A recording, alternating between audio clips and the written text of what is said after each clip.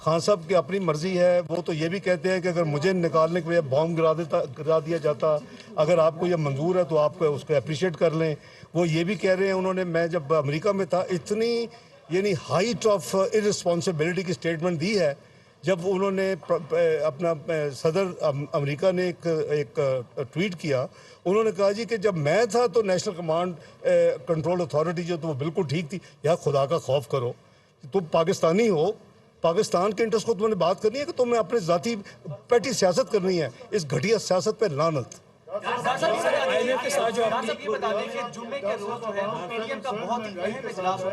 دیکھیں یار، میں 4 بندوں کو نہیں سن سکتا، اب آپ سے فیصلہ کر لیں یار۔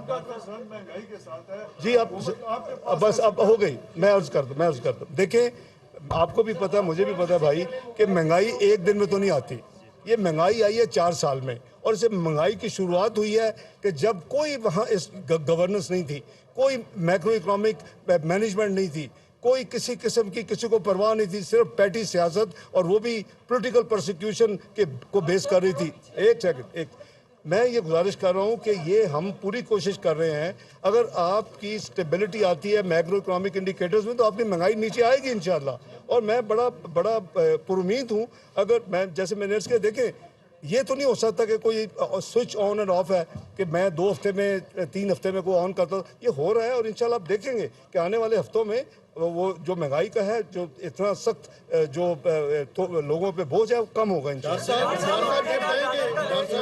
پرائم منسٹر جو ہے وہ چائنا کے وزٹ پہ جا رہے ہیں، اور آپ نے یہ کہا ہے کہ نان پیرس کلب سے ہم ری شیڈیولنگ کی بات کریں گے، تو کیا چائنا سے ہم ری شیڈیولنگ کی بات کریں گے سر؟ ریکویسٹ کریں گے؟ دیکھیں، اور ML1 کے بارے میں بھی جی میری سنیں، ML1 جو ہے، آپ کو یاد ہوگا کہ جو اوریجنل سی پیک ہوا تھا $46 بلین کا، اس میں $34 ارب تھے وہ انرجی کے پروجیکٹ سے، بجلی پیدا کرنے کے کارخانے پرائیویٹ سیکٹر کے لیے۔ یہ بہت مس انڈرسٹوڈ ہے مہتاب صاحب۔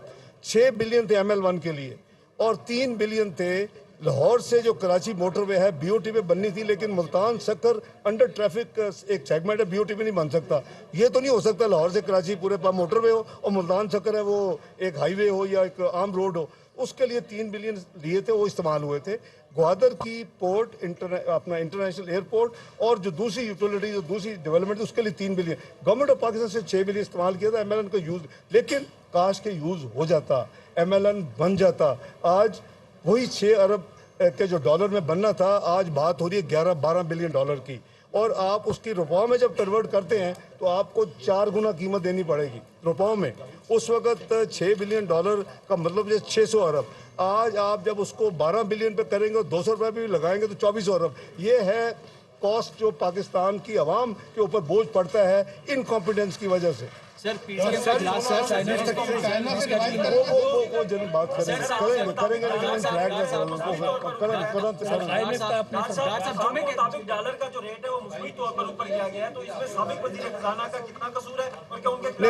میں ایسے نہ قصور ہے، نہ میں عدالت ہے، نہ میں پروسیکیوٹر ہوں۔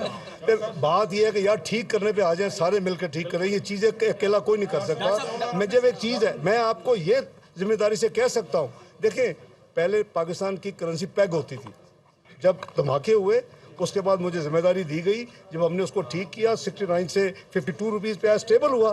پہلی دفعہ مارکیٹ بیسڈ کرنسی ہم نے کی پاکستان میں، فیبرری 1999، ریکارڈ چیک کر لیں۔ ایک میں ان کا جواب دے دوں۔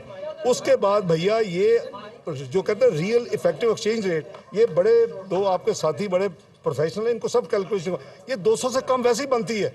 یہ ہم اپنی جو نیشنل ڈیوٹی ادا نہیں کر رہے، جو بھی اس میں ہے، مجھے ان پہ افسوس ہے۔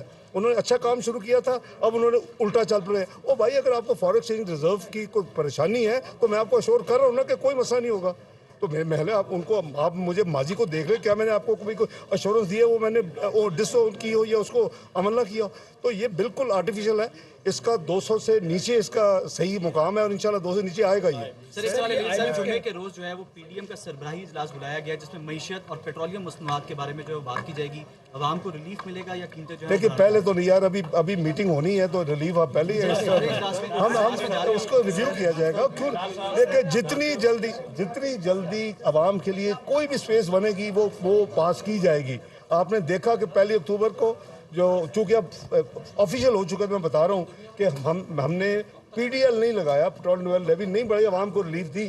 ٹھیک ہے، ہم نے अगले 15 दिन में उसको कवर किया करीबन 9 रुपये 40 पैसे के करीब। देखिए आवाम को जितनी जल्दी हो सकता है जहाँ रिलीफ मिलेगी हम पास करेंगे, ये हमारा फर्ज है। रिलीफ के हवाले से बात हो रही थी, पीडीएल को मुंजमद करने के लिए और जो फ्यूल प्राइस एडजस्टमेंट है उसको भी मुंजमद करने के लिए, क्या IMF इस बात को मान गया? जो ना मैंने उनसे, ना भाई मैंने उनको कहा है ना मैंने कहना है, हम अपना काम बिजनेस करेंगे। जो कमिटमेंट्स किए PTI ने या मेरे कॉलीग्स ने, मेरे प्रेडिसेसर ने, हम कोशिश करेंगे उसको अमल दरामद करें। यार हम अपना एक क्रेडिबिलिटी, इंटेग्रिटी को हम उसको सेव करें, उसको दुनिया में जैसे पहले होती थी उसको वापस उधर लाएं। वो ज़्यादा बेहतर है कि बजाय हम ऐसे ट्रांजैक्शनल काम में पड़ जाएं।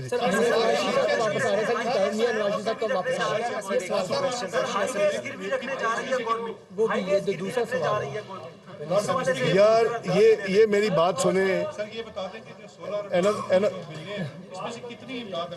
यार, मैं तो नहीं डोनर्स की कॉन्फ्रेंस ही पता लग जाएगा, तुझे भी नहीं इस तरह नहीं, मुनासिब नहीं है लोगों पे। देखें आप, मैं पहले यूज़ कर रहा हूँ लफ्ज़ जेनरोसिटी, मैं उनको पहले कह रहा हूँ कि जी वो उनकी मेहरबानी होगी।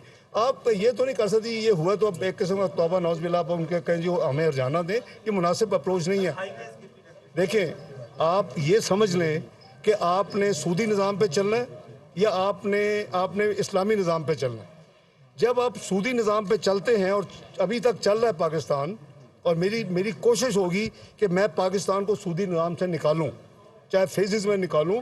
हमने पिछली हुकूमत में 20, 13, 17 में भी एक इस्लामिक निज़ाम को प्रमोट करने की कमेटी एक डिप्टी गवर्नर के नीचे बनाई थी, और हमने काफ़ी जो बिज़नेस है वो हमने इस्लामी बेस पे कर लिया था, नंबर 1।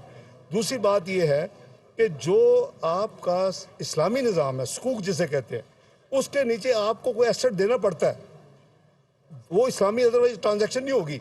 वो जो आपका शरिया कंप्लाइंट है ना, वो आपको एक चीज़, जो इस सूदी निज़ाम है उसके नीचे आपके तमाम एसेट होते हैं, लेकिन जो कि बंदे को ये होता है कि नहीं लिखा हुआ, वो सारे एसेट होते हैं। वो आपकी बाहर की एम्बेसीज भी होती हैं, अगर आप डिफ़ॉल्ट करें, आपका जहाज़ जाएगा वो भी है, आपका बहरी जहाज़ भी जाएगा। तो इतना फ़र्क है। हमने एक इशू बनाया हुआ है, अगर इस्लामी निज़ाम पे हमने जाना है तो ये हमें माइंड में रखना पड़ेगा कि हर ट्रांजैक्शन के नीचे एक एसेट होगा, बजाय सारे एसेट नहीं होंगे, फ्लोटिंग चार्ज नहीं होगा, स्पेसिफिक होगा। ये इस्लामी इशू कोई नहीं। हमने रीशेड्यूलिंग की रिक्वेस्ट करनी है मुख्तलिफ कंट्रीज से, जम्मेदारों से। हमारी कितना अंदाजा है रीशेड्यूलिंग जो रिक्वेस्ट करने जा रहे हैं, हम उम्मीद है कि हो जाएगा, इंश्योरेंस मिलिए कि हो जाएगा? नहीं, अभी तक तो उसके काम पर बात करेंगे जी, इंशाल्लाह होगा, क्यों नहीं होगा।